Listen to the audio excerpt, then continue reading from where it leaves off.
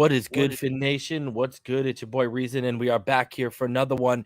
And today I'm joined by a absolute legend in the Miami media spectrum, the legendary, the man, the myth, the legend, the sometimes controversial Big O. How you doing, brother? I'm doing good. So legend officially means I've been around a hell of a long time, and I'm a freaking relic. Yes, it's 32 years now. So, yeah, Reason. Thank you, my brother. Appreciate you inviting me on the channel, and always willing to talk a little Dolphins football as I watch Tannehill against the Bengals. I'm rooting for Burrow today. I just want to see the Bengals, and I just want chaos. I want to see the Bengals go to the Super Bowl, and I want to see how everyone reacts. Their fans deserve it, dude. Their fans deserve it. They've been suffering for. I mean, when I see the Bengals and the Lions, as a Dolphin fan, I really start to relate to them. You know what I mean? Because they've been doing it longer than us and suffering.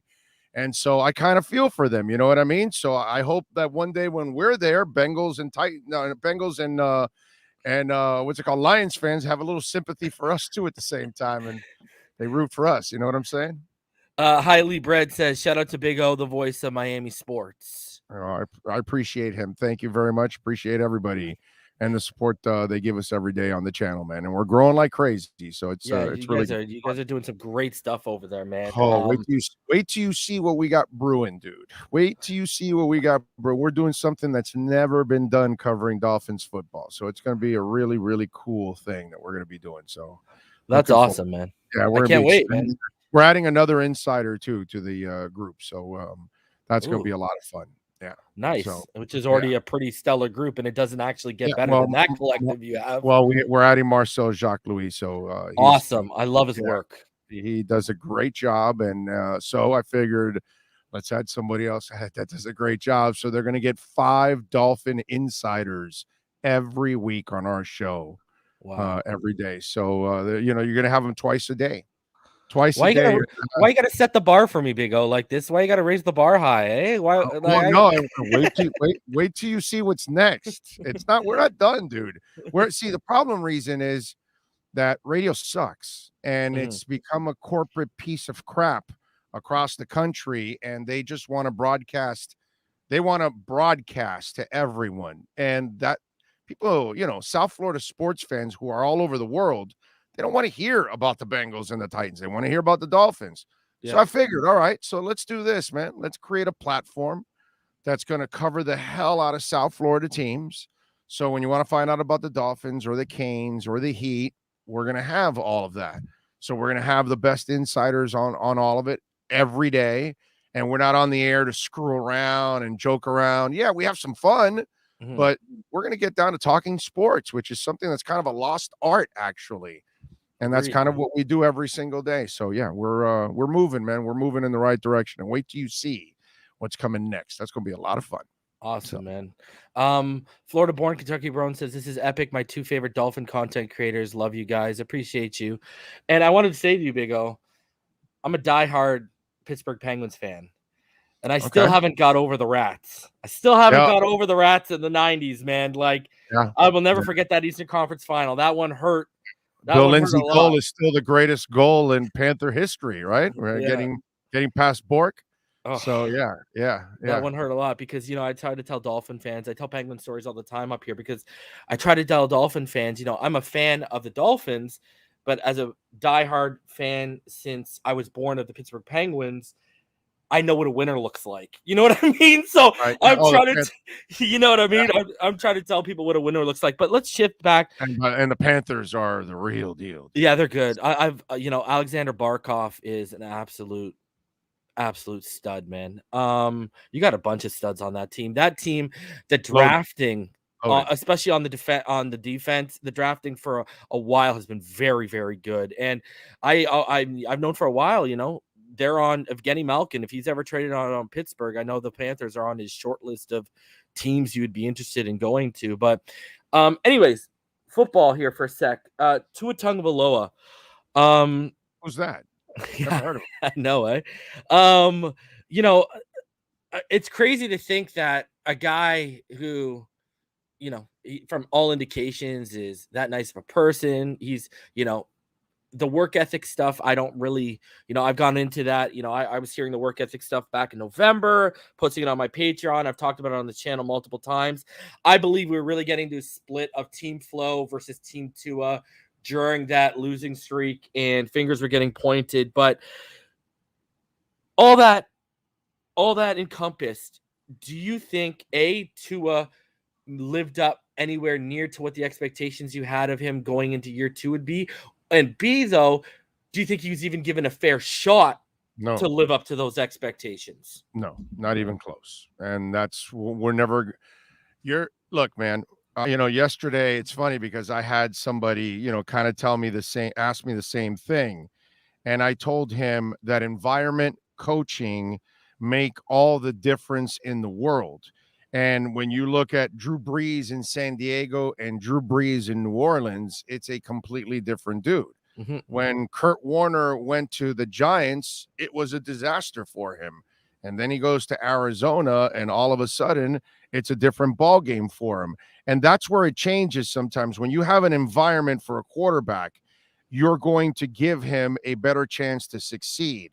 Rich Gannon, Minnesota, Kansas City, before he goes to Oakland and becomes an MVP. Mm-hmm. You look at Favre, was kind of middling in Atlanta, and then they trade him to Green Bay, where Ron Wolf knows quarterbacks, and he becomes a star with Holmgren and everybody else that can actually, coach the guy. Mariucci, Alex Smith, kind of, up and down, floundering in San Francisco, goes to Kansas City and plays his best football. And I love the people that come at me and they say, well, you want the Dallas Cowboys line of the 90s, and then you want to give him, D-Hop and Jerry Rice, and then let's give him Kelsey, and let's give him the best of the best, and that's the only way he's going to succeed. And I'm saying, no, slow down. I'm watching right now Tannehill and the Titans. Mm-hmm. Take Tannehill out, put Tua in the Titans with a real coach, with a real offense. Let's see what happens when people can block for him, when people can run.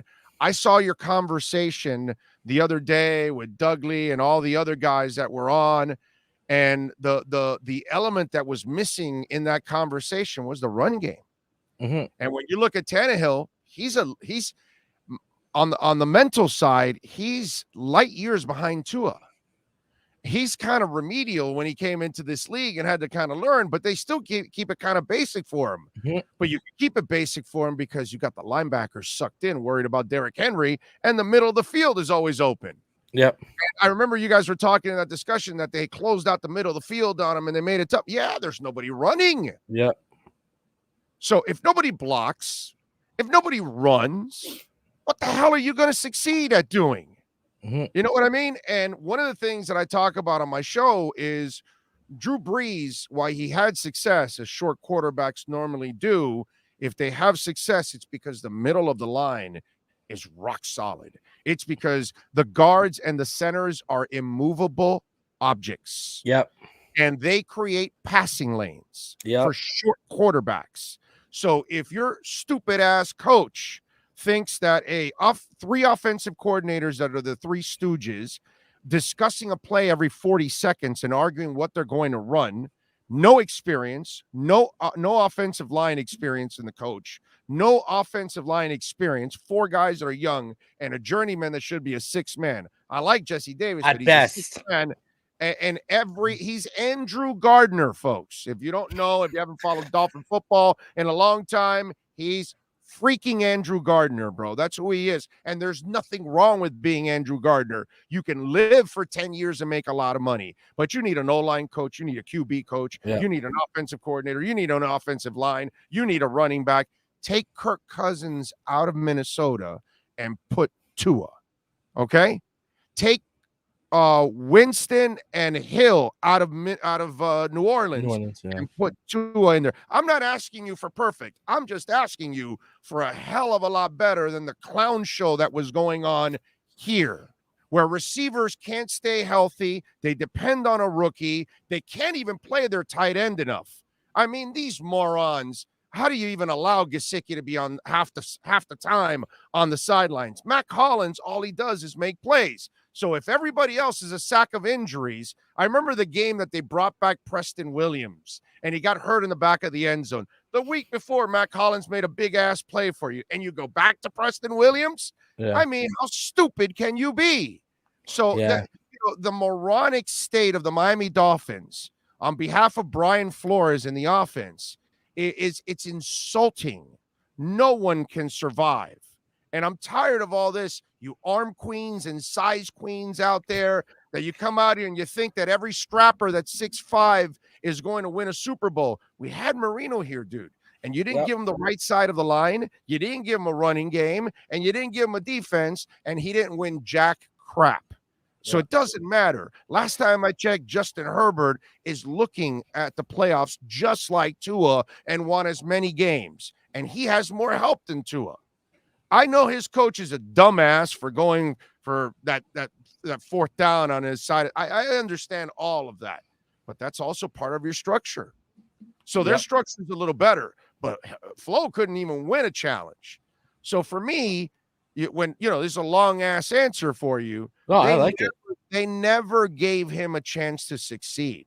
Yeah. And you go ahead and go to a job every week where your boss hates you. Your boss doesn't believe in you. The last year I was at QAM, we had a new PD take over. And for the last 11 months after I met him, I knew I was getting fired. I met him when he came in, and the next day I told my producer, I'm getting fired at the end of the year. He goes, why? And I go, don't worry about it. I know. I already know, because I knew the support wasn't there. There was no plan to support me. So I knew the plan was to sabotage, basically. And it wasn't like I wasn't productive. You know what I mean? So it's just one of those. I've been there. So go to a job where your boss hates you, because Flo never wanted him, ever. I agree. That's what I've heard too. No, I'm telling you, he never wanted. I know who he wanted. Okay, I can't say it, but I know who he wanted. And if I tell everybody who he wanted, you would have a heart attack. You would find bridges and buildings to jump off of. Okay, so listen. In the end, all right, this guy gave him no chance to succeed.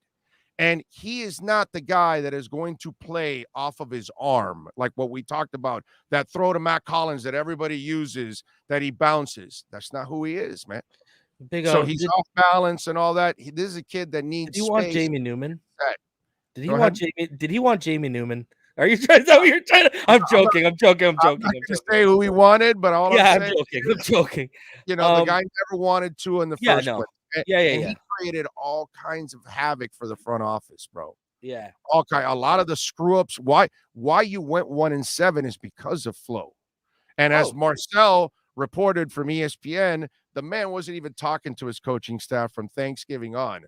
So that means the coaches without Flo did a better job with them. Okay, so there's a lot to unpack here. So let's go back to the offensive line, because one of the biggest selling points of Tua Tagovailoa coming out was his footwork, his ability to maneuver and manipulate the pocket, his sense of pressure. He could feel it. Like, I've been telling people a couple of things when you go back to Alabama. One, people want to say the weapons. Oh, he had all the weapons in the world. He's not adjusting to life in the NFL without the weapons. He's adjusting to life in the NFL with the worst offensive line, right? Like a historically bad offensive line. That's what he's adjusting to. And people always want to understand what pisses me off about Tannehill and where we're at with Tua is we had the formula in the building. When Tunsil fell in your lap, when you had Brandon Albert, when you had Mike Pouncey, when you had J.J. running the rock, you had the formula. And newsflash, guess what? 98% of the quarterbacks in the NFL need that formula to be successful, okay? Number two, you look at Tua. I don't know if you remember his last season at Alabama, the game against LSU that everyone was hyped up about against Burrow. That, I keep telling people, that game literally encompasses Tua's NFL career and how you're supposed to use him. And what I mean by that is, you look at the first half. They put it all on his shoulders. They didn't run Najee. It was all on his shoulders. Just go beat him, go beat him. He fumbled near the goal line. He kept them in it, but they weren't winning, okay? Come out in the second half, Najee gets introduced. They start just running the rock with Najee, opening up and predicating the passing game off the running game. All of a sudden, he's killing Derek Stingley, the best corner in the nation at the time as a freshman, outside the numbers. You know, in reality, if Jerry Jeudy doesn't drop that bomb in the fourth quarter, they win that game. That's right. Okay? That's right. So people don't realize that this is nothing new. If you watch Tua come out, you knew he needed protection and he needed a run game. Listen, if you're an RPO quarterback, the first letter in RPO is R, standing for run. Yeah. And you know what I mean? And we can't run the football. And, you made a good point about, if you remember after we drafted Waddle, remember Flores had his media availability and he was trying to sell us, with Fuller and with Waddle, we're going to be challenging the top of defenses. We're going to take guys out of the box because they're going to have to respect the speed, and we're just going to run down their throat. And what's crazy is teams all year were only sending 3 or 4 and dropping everyone back, so you could have ran right up their gut. And a frustrating thing to me, Big O, was we go to that. Let's talk about Tannehill for a sec. We watched that Tennessee game. People are trying to say, because a lot of the things we're saying, people need to realize this is context, not excuses. Different thing, okay? People try to label context as excuses. I got a real issue with that. But this Tennessee game, you talk about the coaching, right? We were so badly outcoached on those first 3 incompletions by Tannehill. Mike Vrabel said, this isn't working. So what did they start doing? They started running the ball, and every throw after that Tannehill was a high percentage throw, while Tua had a 23% aggressive throw rate, meaning he was throwing into tight windows 23% of the time, and you knew it wasn't his day. And then, Big O, the next week, and I'm sorry, pardon my language. By the way, this fucking guy, the next week. In that game, Duke has some success early. He wants the ball. He's saying, feed me the ball. And they go away from it completely, and it's like, you're a moron. And Big O, the next week, and pardon my French, this is the only time I'm going to swear this because this gets me riled up. The next week, they tried out the exact fucking game plan they should have went to during the Tennessee game. Right. And it's like, what are you doing? And, I don't – and Mike Gesicki, I don't care what anyone says, he threw them under the bus. When they asked, did you have a bad weather game plan? He said, no. No. Mike Gesicki didn't like the guy. I mean, the guy didn't even go. There's a shot that the Dolphins put up where he's like shaking hands with players. You can look at Mike Gesicki. He doesn't even look at him when he gives him the hand. He just shakes his hand because he has to shake his hand because the coach put it out. But you can tell that there was no relationship. There's no connection there. That's because he had terrible people skills. You know what I mean? And that's where you're not going to succeed if the people above you are not smart enough on how to design everything. While Kurt Warner was throwing it around, there was a guy named Marshall Faulk running. Yep. So while Mahomes is throwing it around, it's Hilaire, it's Hunt. He has power, he has running that he can lean on. Everybody does it. So every time you see these powerful offenses, they're also powerful because they can punch you in the mouth and they can run the ball also at the same time. Yep. And whether it's Greasy, whether it's Drew Brees, quarterbacks like this have succeeded over time, but you have to be intelligent on how you build an offense, and you can have the guy that can throw the ball. We had him. It was Marino, and we didn't give him the weapons he needed and the defense he needed, and he still didn't win it. So if you guys are just there hanging on because you want entertainment, dude, I want a freaking championship. Yeah, I want to win. I want to win. So how do you win? By building up that line, but get some veterans in there. It was Flo's decision to cut Flowers. So who would you rather have, Flowers at left guard or Austin Jackson all year long? I mean, it's just common sense, dude. You sabotaged your own team for no reason at all. And these are the kind of things. Why do you think they never drafted a running back high in the first couple of rounds?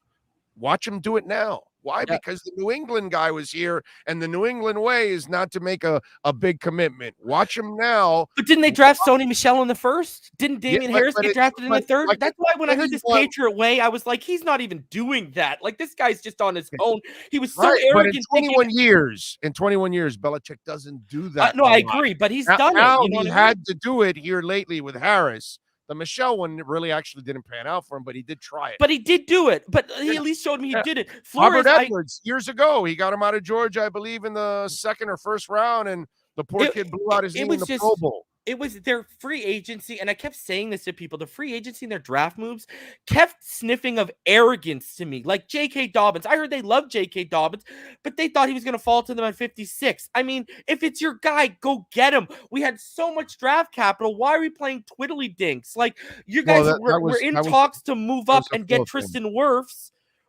You were in talks to make that trade and move up, but they wanted a little bit more to get off Javon Kinlaw, did the 49ers, but you didn't want to pay the extra bit, so we have to settle for Austin Jackson, who, if anyone watched this guy at a USC, he was my number 10 tackle coming out of that draft. I hated his USC tape. I thought he was awful, and they draft this guy at 18, and I'm sitting here, I'm like, and then they draft Robert Hunt, and they're not even the same.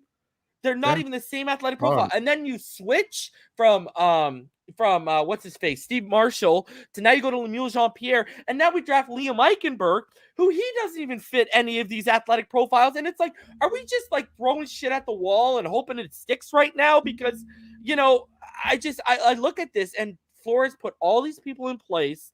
These are all people that can be connected to him. And, you know, you look at his coaching staff, Big O, and a lot of them are first tenured guys. Like, this guy literally surrounded himself with betas so he could push them around, and they would have to fall in line with him. Like, no wonder Caldwell left.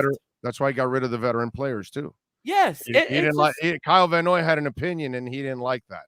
But he got rid of certain guys. Isn't it baffling to you, for a guy who's labeled as a defensive genius, that he didn't address the trenches offensively, and he didn't address the run game, when a lot of defensive-minded coaches really highlight those things over the passing game, and he just kind of was like, they'll figure it itself out. Like, isn't that baffling to you? Like, no, to me, everything that he did made no sense whatsoever on the offensive side of the ball. Okay, and even on special teams, I think they were headed downhill too at the same time. But offensively, dude, nobody can succeed with that structure that they had. And you listen to the last 2 years, it's a blown hip, it's fractured ribs, it's a fractured finger, it's no support.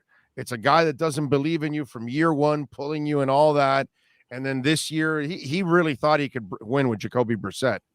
Believe it or not, the guy really wanted to try to make it with Jacoby, and he finally came to light in that game where he's no, Jacoby, you can stay on the sidelines. We're gonna. I'm looking like an idiot here. Let me go with Tua. He's healthy enough to play. You know, we're gonna go. And he could have played him the week before, but he didn't. And so it's hard for Tua. And if you watched him at the end of the year and his face and his demeanor, he wasn't the same dude. You get worn out, man. Yep. You get worn out. You just get burnt out. That you're fighting an uphill battle and you don't have any support, and you walk out of Alabama and they've got a coaching staff that is 100 times better than what you left. They have an offensive structure that's 100 times better than you left. And all this stuff with people, oh, well, Flores is tough and Tua or this team isn't tough enough. Dude, he got along with Saban, bro. So don't give me that. Flores is a first-class a-hole is what he is. Okay, he just has no people skills whatsoever. It's Patricia all over again. Yeah, it's Patricia. It's Josh McDaniels. It's the same thing over, and that's really what ended up happening. And that kid was probably burnt out by this point, taking a beating and having no help whatsoever. He needs a revitalization at this point in time. He needs a coach that comes in, that believes in what he can do, and that he's going to help him get to where he needs to get to by giving him a line, by giving him a running game, by giving him an offensive structure that complements his game. And then you'll be able to succeed. But if you're in this structure, he's going to die, dude.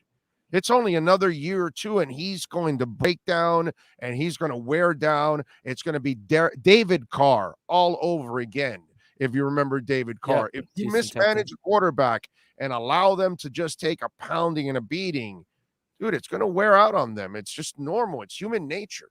And Andrew that's what Luck after 10 years, right? Yeah, Andrew, it wasn't even 10, dude. It was like 7 or 8, actually. Yeah. And he said, I'm tired of the pain injury rehab, he said. Yeah. And you're getting beat up. Now, notice that after he retired, they put up together one of the best offensive lines in all of football. Morons. Yeah, it's too little, too late. They lost one of the generational quarterbacks. The idiots then figured out, hey, I guess we need an offensive line. Yeah. So where do you think we head from here in terms of, like, as an organization? Do you buy that they're all in on Tua right now, Yeah, or yeah, you do? yeah. I think that, but they have to find the coaches that understand the structure that you have to, yeah, it's almost like you see Sean Payton in New Orleans. That's what we want to do. Okay. We need to build Manufacture a strong space. offensive line and a strong running game so he can play off of that. We need a guy that can work the middle of the field and then somebody that can obviously stretch it. You know what I'm saying? So that they've got to find that combination and get that coach that understands. And I will say this, and I'm going to talk a little bit about this on Monday. I'm a big Jim Caldwell guy. So am I. I would love Jim Caldwell because he knows how to build a staff, something Yes, that sir. we saw that Philbin and Flores, because they're stuck in the same place. It's very hard for coaches like that to ever build staffs.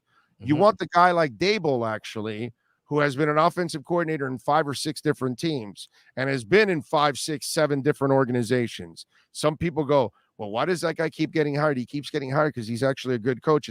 He's not the issue why they lost in whatever structure he was in at that moment. So that's why, and those guys that bounce around get to know more coaches and more systems and all that, and they build the Rolodex. Yeah. The guy like Flores and Philbin stuck on one team, never build a Rolodex, and really never can bring anybody. Notice that the 2 guys Flores brought, Belichick was like, yeah, go ahead, and he fired him anyways. Yeah. So it's just one of those deals. So you've got to get a guy. For me, I love Caldwell because what he did with Flacco in the middle of a season after 5 games, unbelievable. He won 3 years in Detroit. 2 of them were playoff trips. That alone gets you in the Hall of Fame in my book.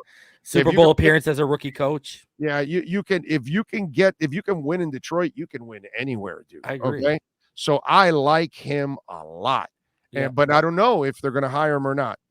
Dable would be the other guy that I would say, okay, I don't really want the first timer, but I kind of understand this one at least over the last guys. I was never a Philbin guy. The day they hired him, I said this was a mistake and he'll be a failure. I knew several people in the Green Bay organization, and they were like, bro, why didn't they hire Tom Clements? Because he was the quarterback's coach. Now, he's a guy that doesn't have great people skills, by the way. He was kind of an edgy guy. So that's why they think Clements never really got that opportunity, but he was a really good quarterback developer. And so, but they hired Philbin instead. So these kind of things we've got to avoid. Now, the Mike McDaniel guy, okay, while I don't want anybody that young or anything like that. But here's the caveat that I would throw, and I was going to talk about this on Monday on my show. If you can assist him, if he's willing to, like Flores allowed the front office to get him Gailey. Okay, Flores didn't get Gailey, by the way. That was Greer, who had connections with Gailey from when Greer started here. That's where Gailey was here at that time. That's where they crossed paths. So they brought him, and then obviously he ruined his relationship with Gailey, and Gailey wanted to get the hell out of here. So if they're willing, if a guy like, let's say, what's it called? Martindale? No, I'm talking Reggie McKenzie. Oh, so let's say you go to Mike McDaniel. Hey, Reggie. Reggie goes to Mike. All right, listen, we'd love to bring you aboard, but hey, listen, I got Jack Del Rio. Okay, Jack's been a head coach.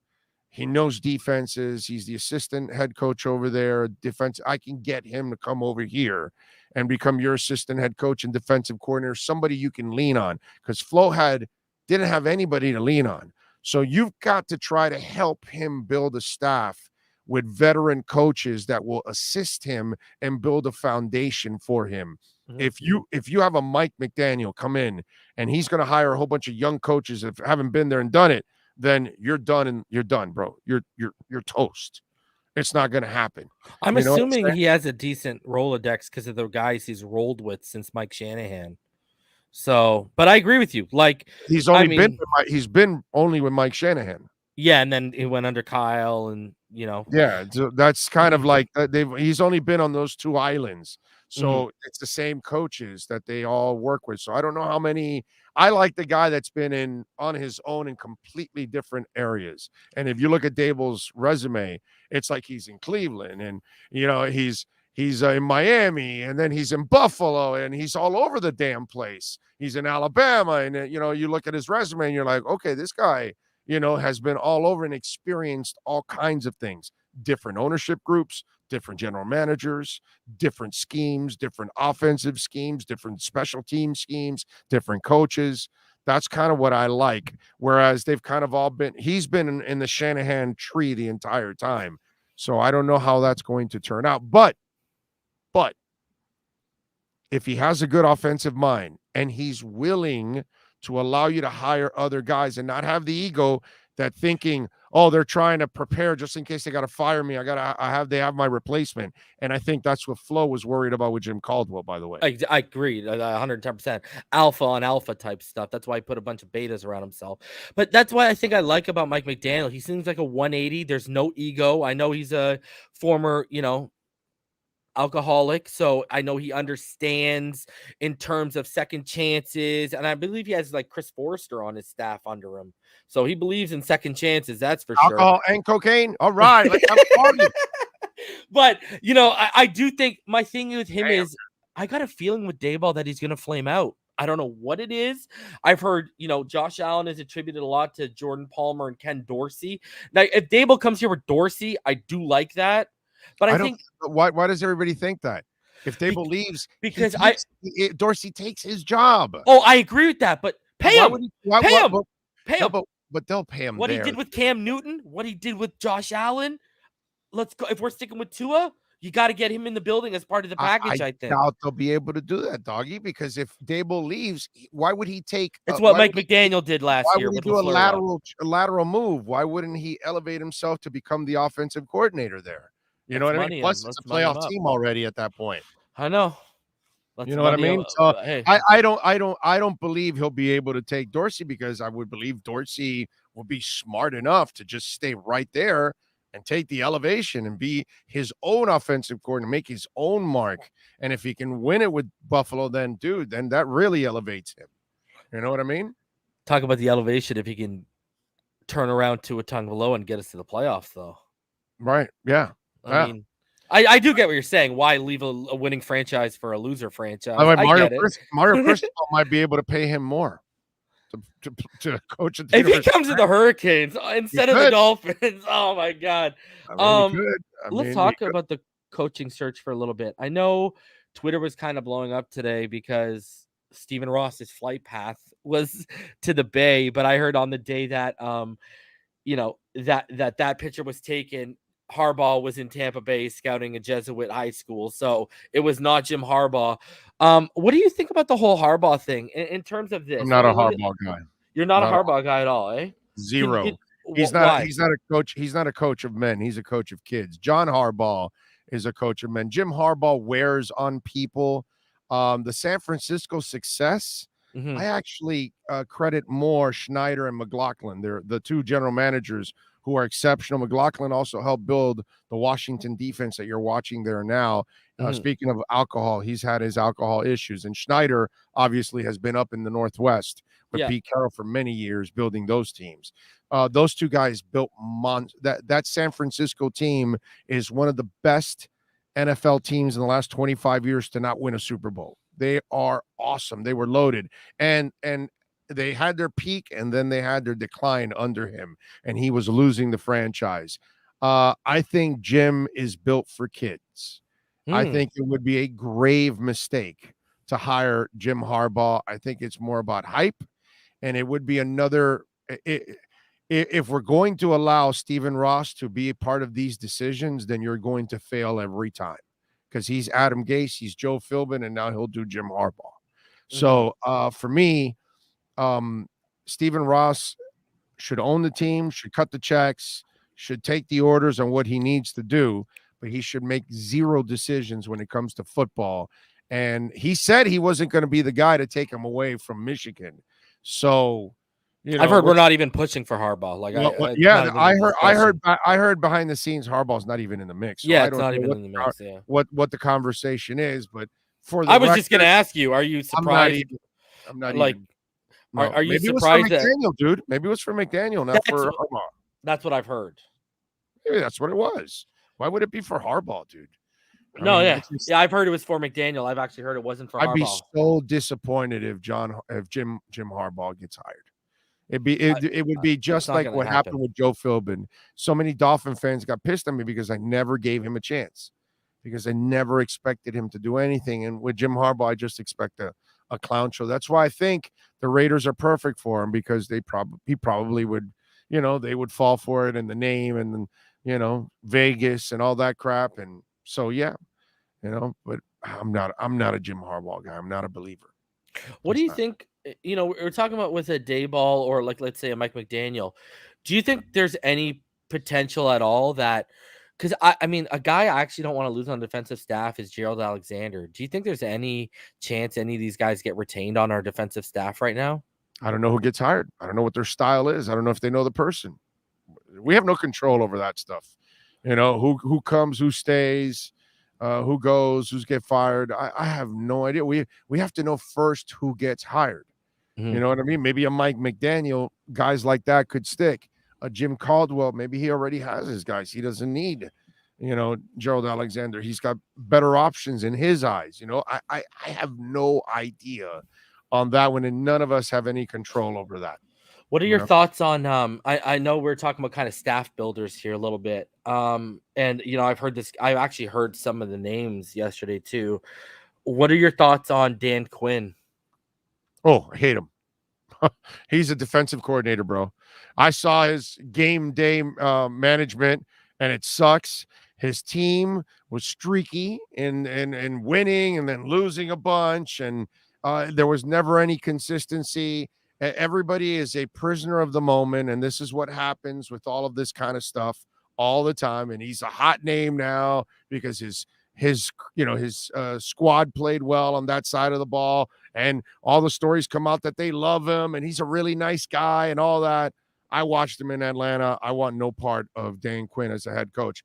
I'll hire Dan Quinn every day of the week and twice on Sundays as your defensive coordinator. I want nothing to do with him as a head coach. And there's nothing wrong with that, by the way. Some guys, Flores is probably a good defensive coordinator. He's a glorified defensive coordinator. That's what he is right now. Yeah, but I can't wait. I hope somebody hires him, because it'll be Adam Gase all over again, like, you stupid mother effers. You saw what happened over there, and you think it's, it's funny how, well, no, the Dolphins are dysfunctional. No, maybe they're not that as dysfunctional as you think. Maybe it's just you keep picking one shitty coach after another, okay? Because Jeff Ireland left here and has had a ton of success drafting for New Orleans. Rick Spielman left here and actually built a lot of good teams with Minnesota. He couldn't figure out the quarterback. I get that. But, boy, would you rather have what's happened in Minnesota the last 10 years or what's happened here? End of story. Dennis Hickey's the national scout for the Bills. And if you look at his two drafts, they weren't that bad. That's why I'm not quick on giving up on Greer, Allen, and McKenzie, because where I think they screwed up, just like the prior regime when Greer was tied with Tannenbaum and Gase, you can't give these coaches the power anymore. Okay? They cannot shop for the groceries. They can make a suggestion. Okay? Can you get me Folgers? We'll try. Okay? All right? I brought you Bustelo. No te gusta. Too bad. Okay? Work with it. Yeah. You know what I'm saying? So this is what needs to happen, not what's happened, where Joe Philbin walks in every day and tells you I can't coach a guy. Where Adam Gase is constantly fighting with people. Adam Gase invented social distancing before the pandemic ever happened. Okay? And you can't have this guy, Flo, that cannot handle a difference of opinion. Yeah. Shula had to deal with all kinds of wacky dudes that were party animals, that were crazy guys, and would talk back to him and all that stuff. But he wasn't cutting Mark Clayton, bro. Okay? And Parcells, even if Lawrence Taylor shows up in handcuffs, which he did, to practice, he's still going to play him. He's going to find a way. And that's when you see Mike Tomlin dealing with Antonio Brown's crazy ass for years and Le'Veon Bell's crazy ass for years and that disgusting human being that I'm glad is out of football and Ben Roethlisberger for years, and yet somehow or another wins and hides that crap as long as he could. Yeah. So you got to learn to coach all kinds of people. Stop hiring the wrong coach. Yeah. And what I would say to Grier and Allen and McKenzie, you got the break of a lifetime.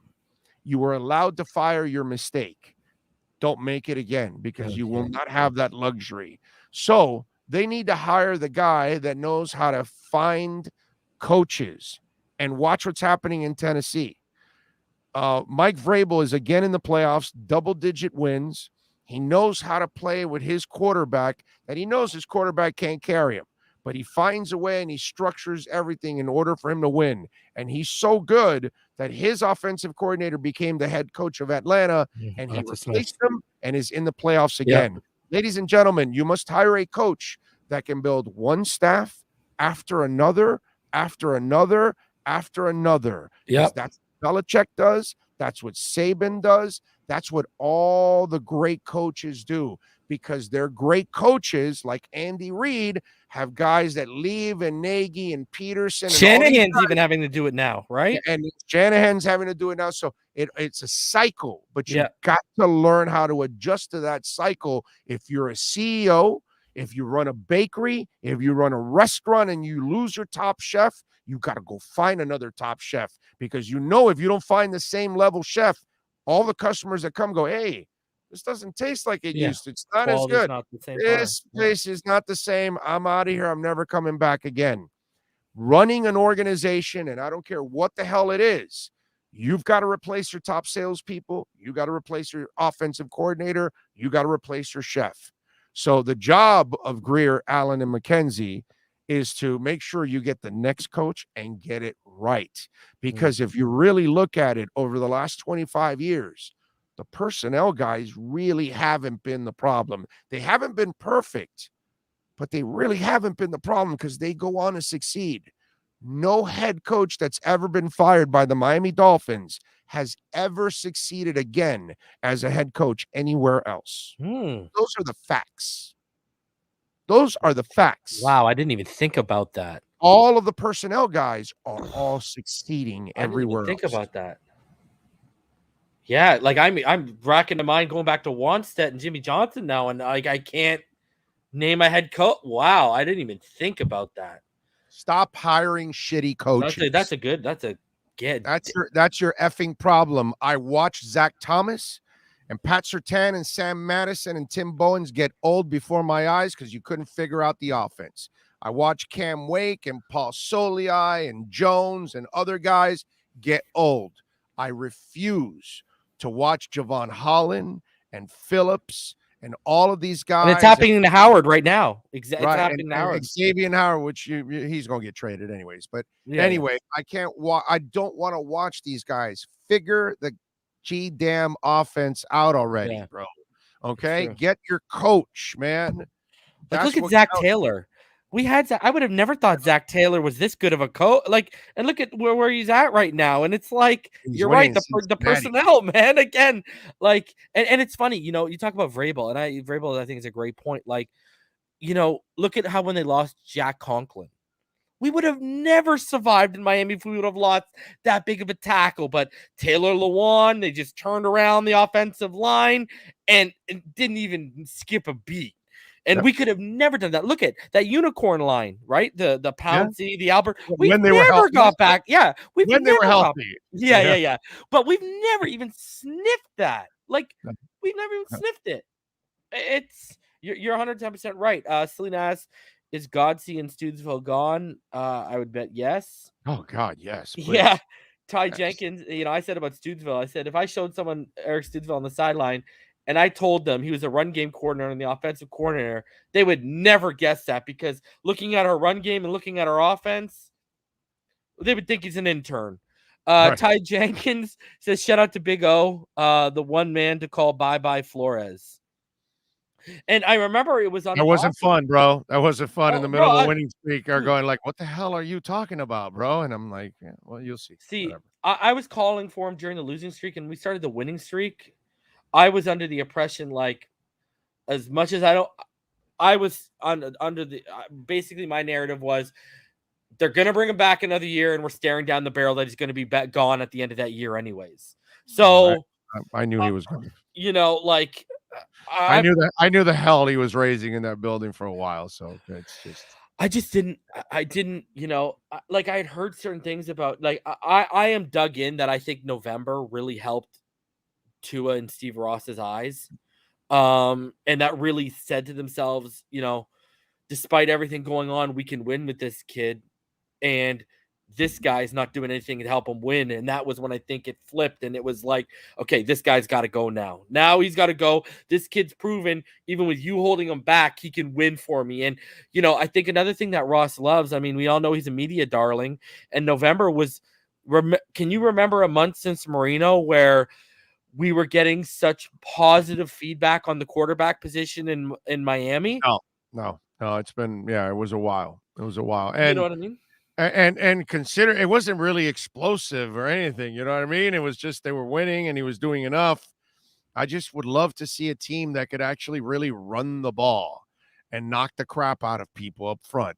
And I think people would see a completely different quarterback. And I also feel, by the way, that next year he'll come back a little bit more rejuvenated because he doesn't have flow. Whoever does get hired is going to embrace. So that'll be that. That's all, man. Go have a child and like never talk to your child and just be negative to the child. And how do you think it's going to grow? Adopt a dog and just feed it and throw it into a corner, never pet it and never hug it and never, whatever, give it love. How do you think that dog's going to grow? That's just the way it is, man. Everything needs to be nurtured. You know what I mean? If you believe in this safety, well, you got to teach him how to play. You know what I mean? If you believe in this corner, if you believe in this quarterback or this tackle, you've got to then show the emotion and say, hey, you can do this, and show them how and support them throughout all of this. Tua did not have anybody at that could actually talk to him and help him throughout this process because you had a head coach that pretty much cock blocked the entire situation. Yeah. And so then if there's no that moment where Marino was in the middle of the field and hugging Tua and tapping him on the side, that's that Italian thing like, hey kid, don't worry about it. You're not the problem here. And everybody in that building knew what was the problem. The thing is, what's changed with the Dolphins is that they talk to no one now. And so very little's going to get out. So people did not really talk about how bad it was back there with Flo and his relationships with everybody, bro. And you can't act like Belichick if you don't have the rings. Yep. You know what I mean? Pat Riley can be the first-class a-hole if he wants to. That's not what he is. He's a psychological dude, really. He's a hard ass, but he does it in a Jimmy Johnson was that way too, very psychological at times. He was a little abusive, but still psychological. But Flo didn't know how to deal at that level. And so it was more of a Neanderthal way of doing things. And that's why it's kind of blown up in his face. I swear, man, I am going to laugh my ass off when the next team hires him. I'm just going to enjoy it because, like, I have a feeling it's going to be the Giants. Well, you've got to be really stupid to hire that guy at this point in time if you didn't do your homework and find out what's going on behind the scenes. You know what? I think someone's going to buy into him what he's selling with Watson. That's what's going to happen. Someone's going to buy into it. They bought into Gase. Yeah. I mean, that's all you need to know. Yeah. That was even worse than this. So this whole players not liking Tua thing, I want to touch on this for a second. So I've heard about this in November. I heard it first time. I know the dates. October 30th was the first time I heard about it. November 2nd was the second time I heard about it. And then I heard about it again in early December. But I was always given the sense, and then Omar Kelly's article kind of confirmed it, that it was defensive guys. Now, if this is Jason McCourty, Eric Rowe, if these are scrubs, I don't care. Xavier Howard, who's bitter. Look, let me tell you a little story. Okay. I can't tell you the player, but an incredibly prominent Miami Dolphin, okay, once told me, Paul Soliai can't play. And it was like his second year. And so I'm there, I'm standing, I'm talking to him. I go, so what do you think about Paul? And he goes, He'll never make it. He can't play in this league. Swing and a miss, huh? Major miss.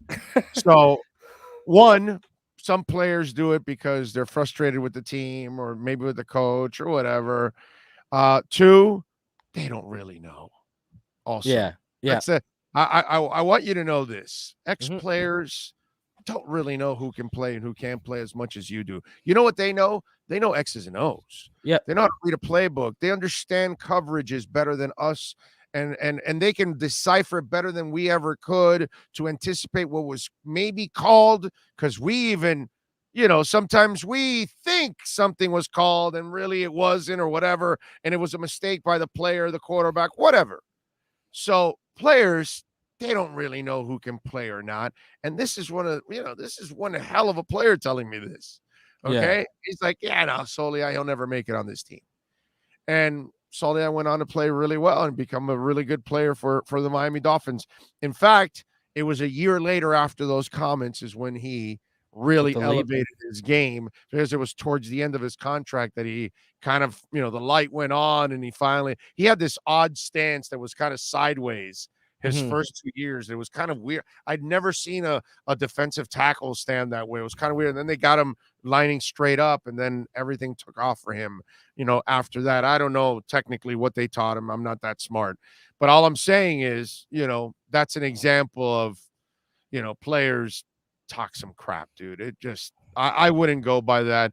I have a hard time believing that guy's not liked. I know he's on the offensive side. I know guys in that room offensively, because again, I'm close with Nick Hicks, to his trainer. I talked to him while the guys were out there perform the offensive line. I know they love him.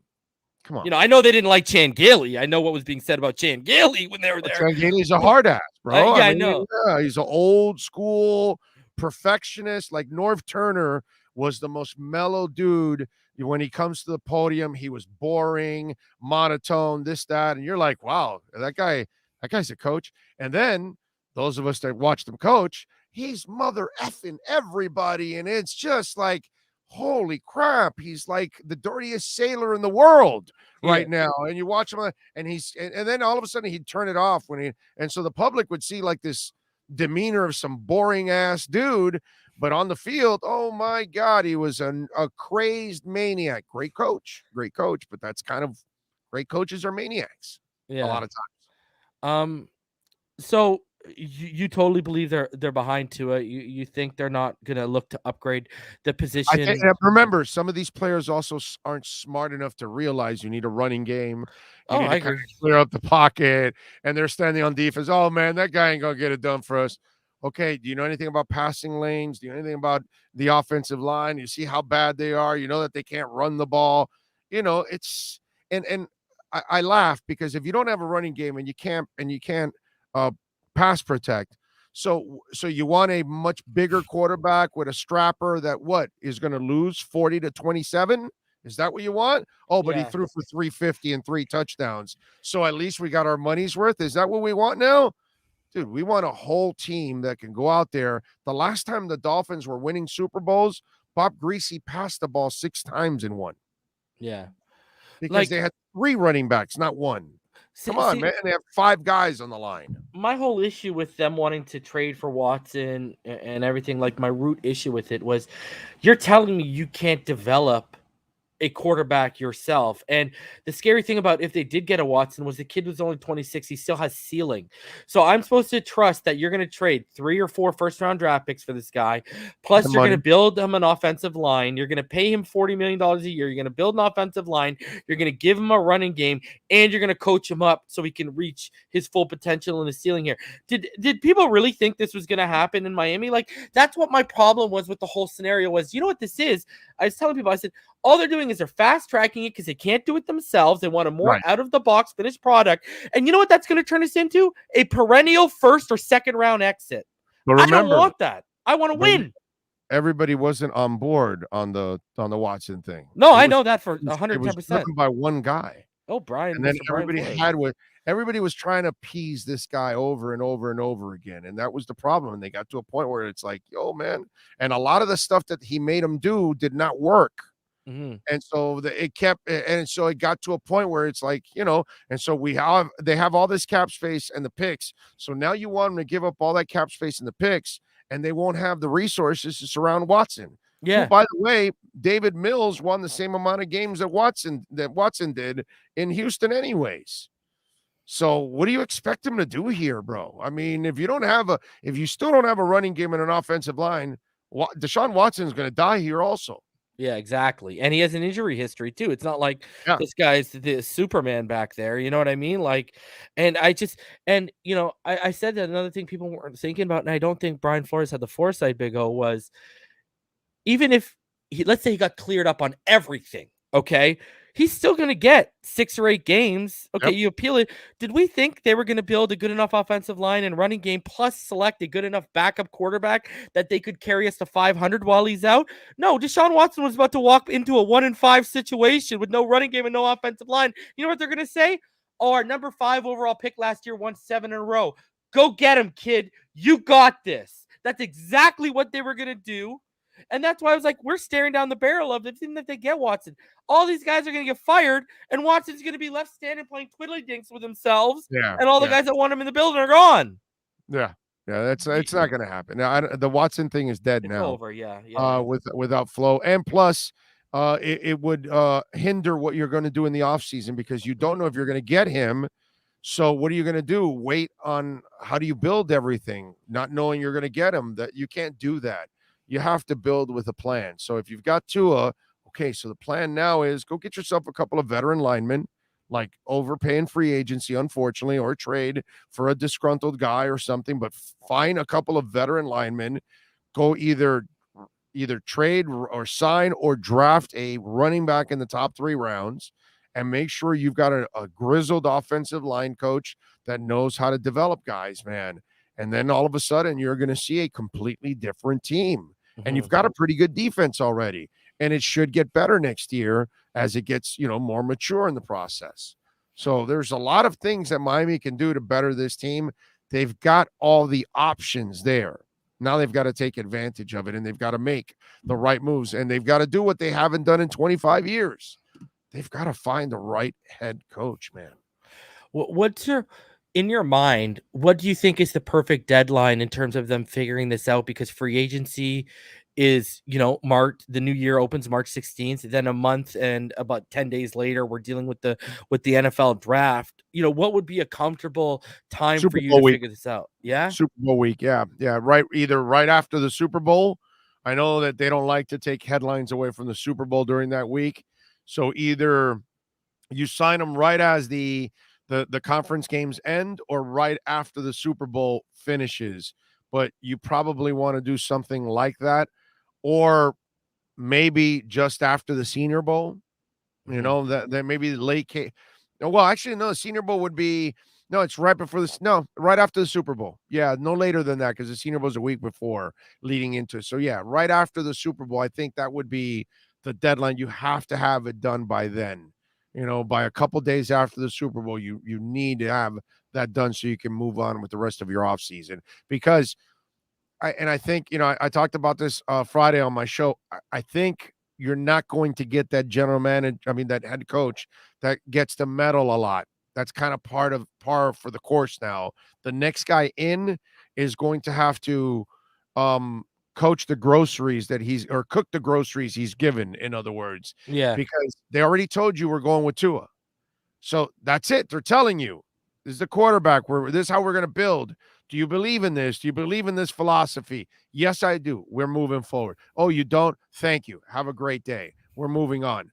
And so I think this is kind of the sign of we learn from our Philbin and our Gase and flow mistakes. The next coach will not have that kind of authority over personnel. And I think that Tua decision is what it's all about. So hopefully now the personnel guys need to hire the right guy here to kind of complement what they want to do now with Tua.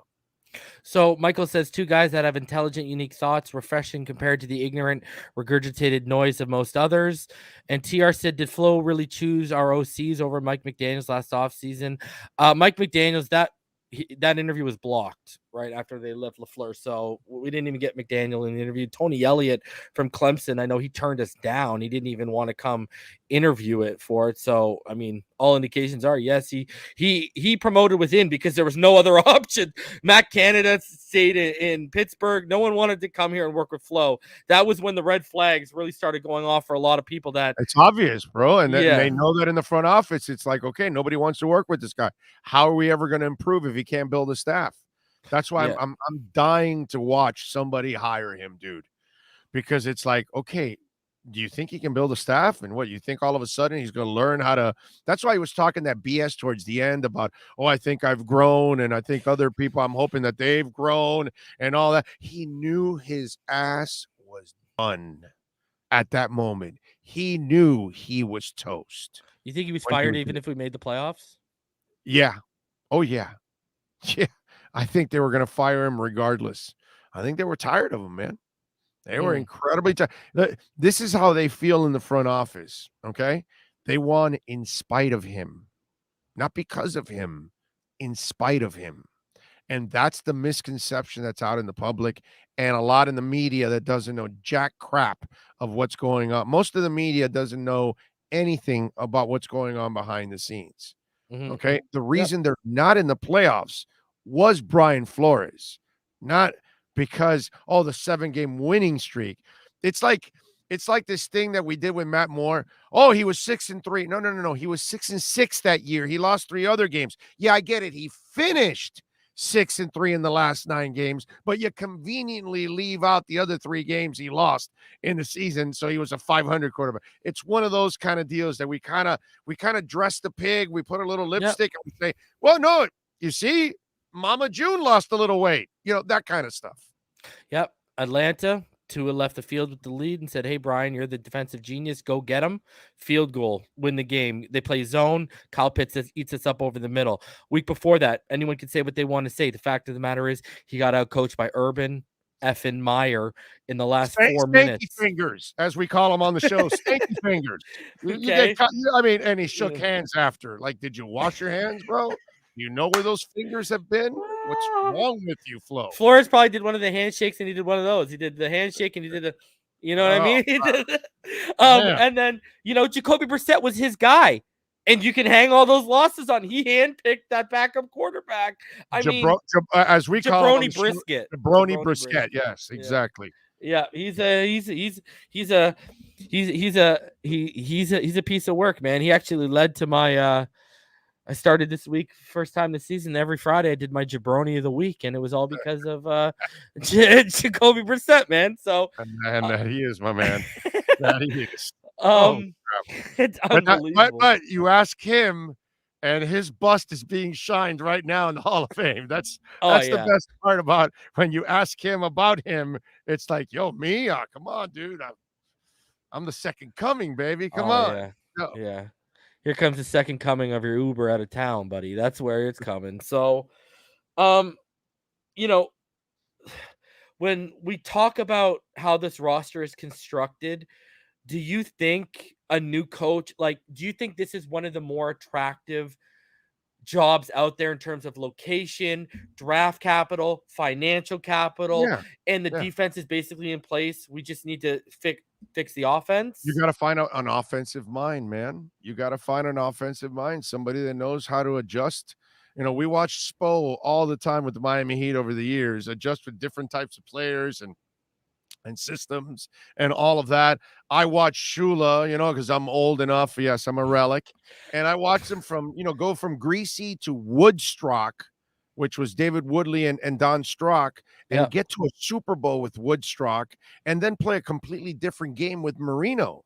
You know what I mean? And so that's what you want. You want coaches that are going to adjust to what's going on the field from week to week or from season to season, because you're going to have injuries. Your season will be altered because of different decisions that are made. You have to, like I just told you, you need a head coach that can replace multiple staffs, right? Well, you also need an offensive coordinator that's got a mind that can then play the chess game against a 4-3 one week, against a 3-4 another week, against a pressing team one week, against the zone team another week. You've got to be able to do that, and you've got to be able to assist your quarterback at times. I saw in your conversation on your show when you had all the guys on, and you were talking about how that Tua at times was getting flustered in that game. And that's where you need your offensive coordinator to be talking to your quarterback and actually communicating and seeing what's going on and saying, hey, look, this is what they're trying to do to you. Mm-hmm. And like you guys, I forgot the gentleman that was saying that he's more of which we're all learners like that, where you have to repeat and you have to actually experience everything in life, because usually that's the only way. None of us learn any goddamn thing by osmosis. Yeah.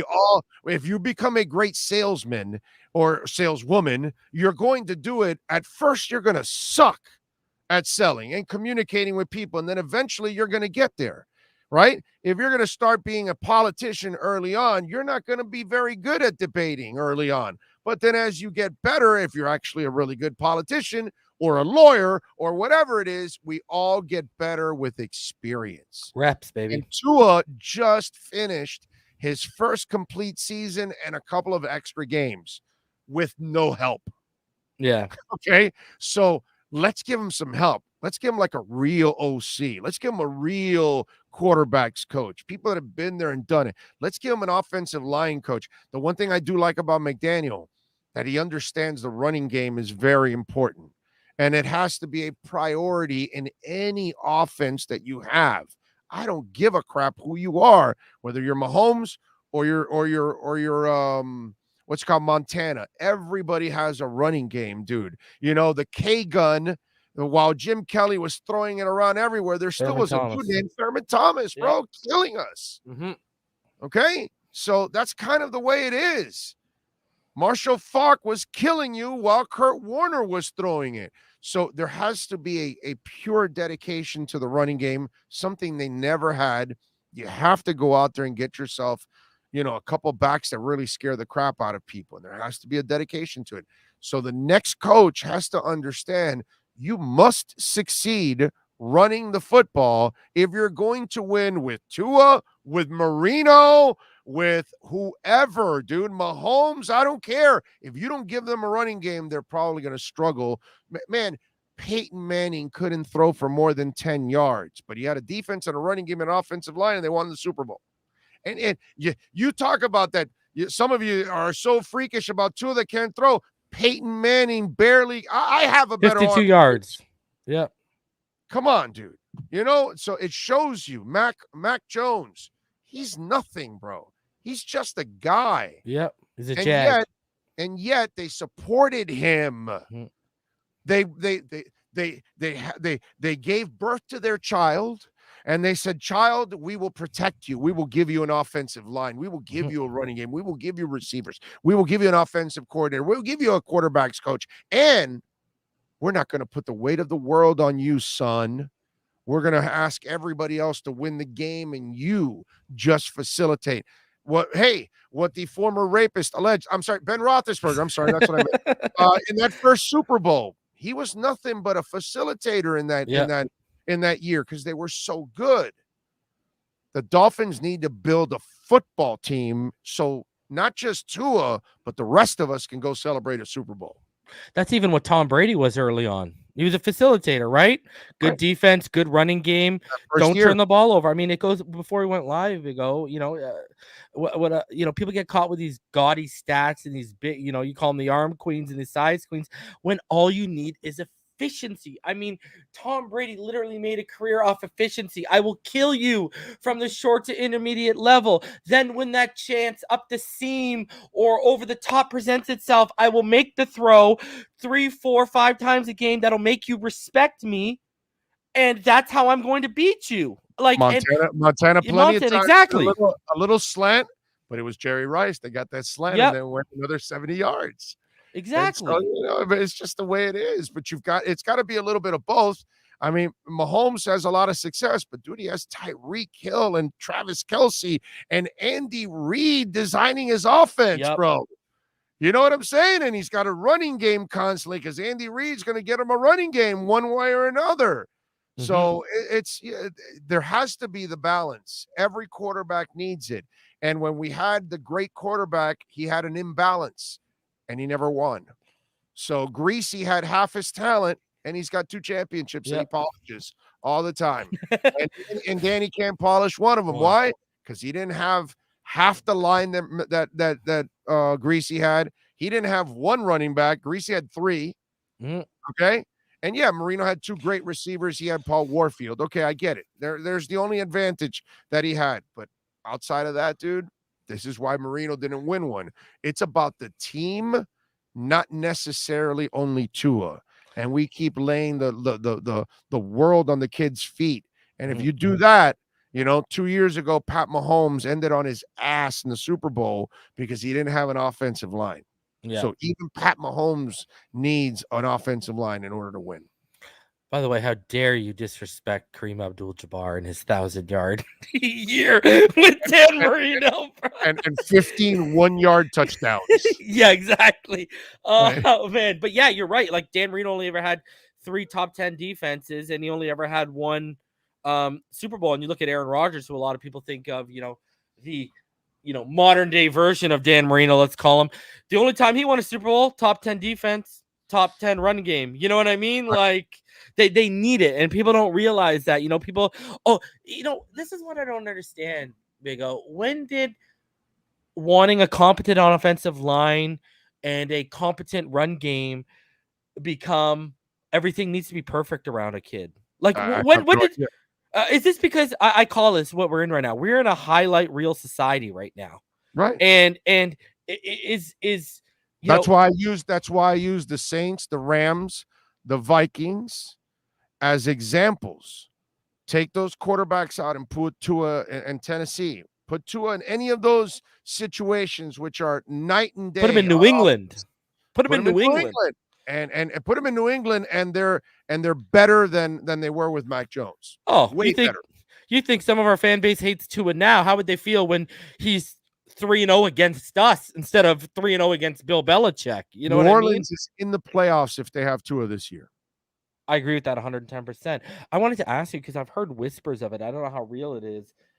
Would you trade for Sean Payton? In a heartbeat. Would you give up a first-round pick? We traded for Shula. We traded for Riley. So what the hell? Yeah, I would trade. Who wouldn't? Yes, of course I would trade for Sean Payton. I had to ask you that because I've heard whispers of it recently, and I'm just like, I think it sounds crazy. Why would New Orleans trade Sean Payton? And Sean Payton and that team is pretty damn good overall. I know he hates Michael Thomas. Does he hate him that much? I think they're negative $75 million heading into the season. Oh man, they kept putting the Drew Brees thing back, and so they have one more piece of Drew Brees and then a whole bunch of other things that they've had to pay. But this is what happens when it's like a credit card. You keep putting back and back and back, and then eventually it's going to take a chunk of your space, and you're going to have to live through. You're going to have to bite the apple and go through a year where 20-30% of your cap is unused. It's all dead money. And you can't get players for it, but that's the way you have to get through it. So I don't know. Maybe he's thinking that at this point in his career, he doesn't need to go through a full rebuild and wait a couple of years. I don't know. I have no idea, but I would trade for Sean Payton in a heartbeat if I could get him, because that would assure me that we got a coach and he understands Tua because he had a guy just like that, and so he would know exactly what to do. Mm-hmm. I got a better one for you. So if you trade for Sean Payton, isn't Jeff Ireland also a free agent? Oh yeah, we're gonna go back down this road again, huh? Are you surprised Greer stuck around, or because of how tight he is with Garfinkel and such of why he stayed there? By the way, not at all. I think Daryl says great show, gentlemen. God bless you both. Thank you, Daryl. I think everybody knows publicly, behind the scenes, all the decisions that were made and who made them. Mm-hmm. That's what people seem to keep missing. Yeah, is that everybody knows exactly what decisions were made. Tom Garfinkel's right there watching everything. Yeah, so he's telling Stephen Ross, even if Stephen is in New York, I'm like, oh well, Stephen's in New York, he's not an actor, dude. He's got Tom Garfinkel there. Garfinkel knows exactly what Flo wanted to do and what he didn't want to do and what decisions. And then he goes to Ross, hey, look, this, and this was done because of this person. And this, and this was done because of this person. And then they did the math and said, well, this person obviously is effing things up all over the place. Yeah, we got to get him out of here. And so that's what ended up happening behind the scenes. That's what I keep telling people. It's like, it's pretty obvious, dude. I mean, all these guys, they know what they're doing. I mean, I love when people blame Chris Grier for something that happened 10 years ago. Oh, because he was in the organization. I'm like, oh, yeah? So you think Chris Grier was going to go tell Nick Saban what to do? Huh? Yeah, Is that what you're thinking? Huh? Is that what you Oh, so he's going to go tell Bill Parcells and Jeff Ireland, hey, you need to pick these players. No, dude, he did his scouting reports. He filed them. They're on the hard drive, and they must have been really good because the next personnel guy kept them, and the next general manager kept them, and the next general manager kept them. They just never took his advice. And then now that he's been in charge, because he's a nice guy, he appeased too much, and he made that mistake now. Now he's got to be a little bit more of a dick. Yeah. And he's going to have to take over, and there's a reason why they kept him all these years, because whatever reports he was filing, they're on file. Everybody knows what you did back there, dude. That's what fans and some of the media, they play this fantasy game. Everything's on a hard drive, dude. Everything that you've said and who you wanted and who to take, it's all on a hard drive. The problem is, last time I checked, as I've done this on my show a couple times, let me remind you, he's black. So you don't really get the same opportunities when you're black.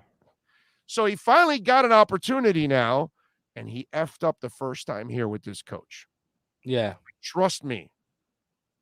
Three black men that hired a black coach, it's got to kill them to have to fire this guy. I agree. It's really important that structure would have worked, because it's never been done before in the history of the game. And if it would have worked, the trickle-down effect, because we're a copycat league, would have been enormous. Yeah. The fact that it didn't, I'm sure it's eating those guys up. And they hung on to him, I believe, longer than they even wanted to. Okay? Yeah, I agree. So they need to find the next head coach, and they need to knock it out of the park.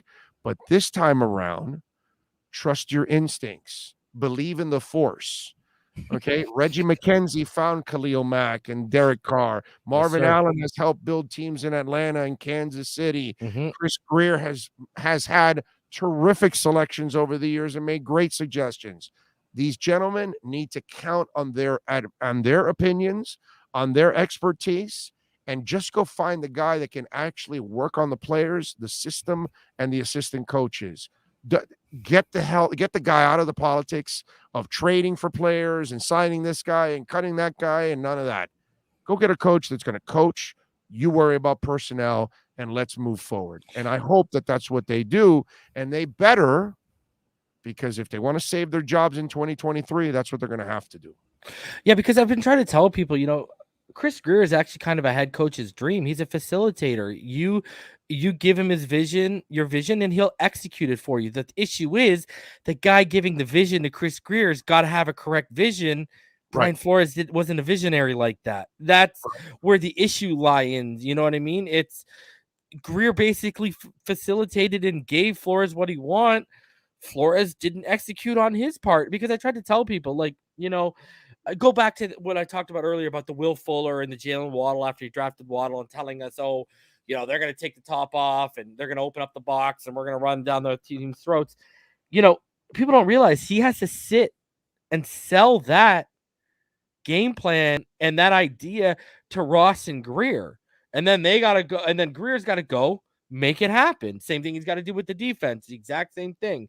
And, I think, my thing is, and I get what you're saying, because I would see a lot, let's be honest, there are glaring Brian Flores picks. No Igbenogany. That's a glaring whiff. Okay. And, you look at all these New England guys he's brought in, the ones that have worked and haven't worked. Clearly, we know that's Brian Flores. I mean, but people still tried to throw the blame on Chris Grier for that, when it was like, listen, you can give him part of the blame for listening to Brian Flores, but at the same time, you have to respect the fact that he was trying to execute his head coach's vision. And that, like I said, that's a dream for a lot of head coaches, because a lot of head coaches are going to have GMs that are say, oh, I want this guy.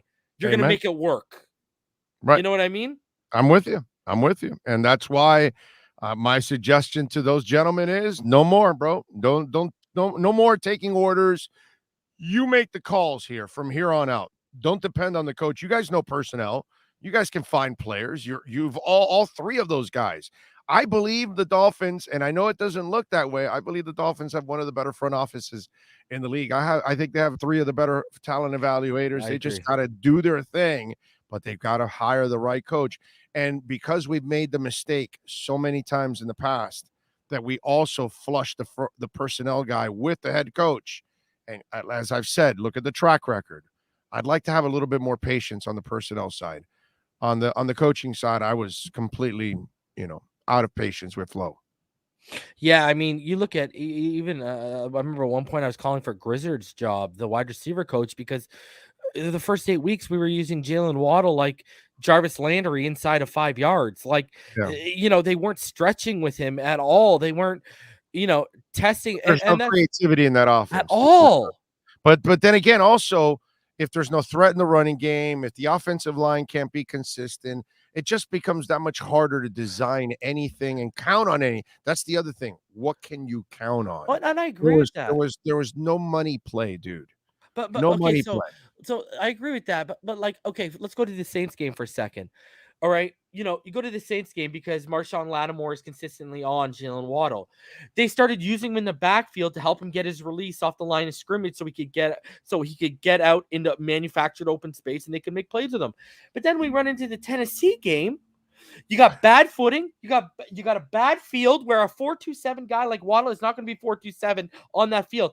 And we take the total creativity and we're not even motioning him in ways to get him free releases. And it's like, what are you doing right now? Like, they had a legitimate Ferrari and they were driving it like an 80-year-old grandma behind the wheel of a Malibu. Well, reminds you of Sperano using Reggie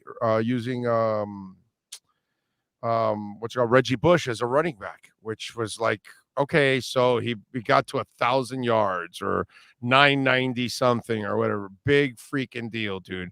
If you would have passed him as many times as he ran, he would have 1,500 yards instead and maybe a couple more touchdowns. Why? Because Reggie is going to be a lot better in the open field than he's going to be between the tackles. You know what I mean? But this is why the Dolphins, not just Tua, had no chance to succeed on offense with that entire coaching staff. And I'm just glad that they've been able to flush it down the toilet. So now let's see if they can fix it.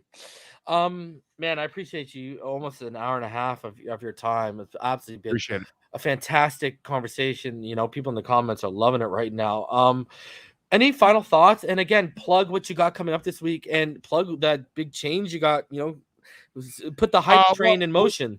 Yeah, no, listen, you can catch us every day live on YouTube. We're live every day, 10 a.m. to 1 p.m. We might be expanding a little bit since we're adding a lot of things. And we will be in Vegas for the draft also, by the way. And if everything goes well, we'll have a home in Vegas. We'll be going to Vegas a lot for all kinds of other events in Vegas. Catch our show, Big O Radio Show, on all platforms.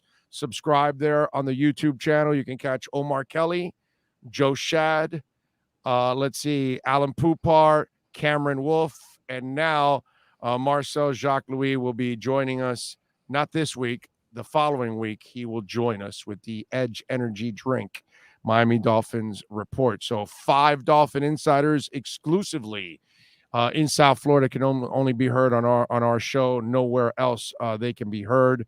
So I don't think anybody talks more Dolphins football than we do and has more insiders. So you could catch us there, Big O Radio Show on all platforms. And you can follow us on Twitter at Big O Show. So I appreciate you, Reason. Appreciate you for doing this, Big O. It was an absolute pleasure. And hopefully we can do it once again, man. It was absolutely anytime, man. Anytime. Anytime. Guys, I'll be back next week. I'll be back on Monday night. Until then, again, thank you, Big O, for coming on. Thank you guys for spending some of your Saturday. Go Bengals. They're winning. Yes, 6. Yeah. Yeah, I love it. Tannehill's killing it. He's got like 70 yards, and so he's a monster. So yeah, guys, I'll see y'all on Monday. Until then, everyone stay happy, healthy, safe, and blessed. And as always, fins up all day, every day, everyone. Damn straight. Fins up.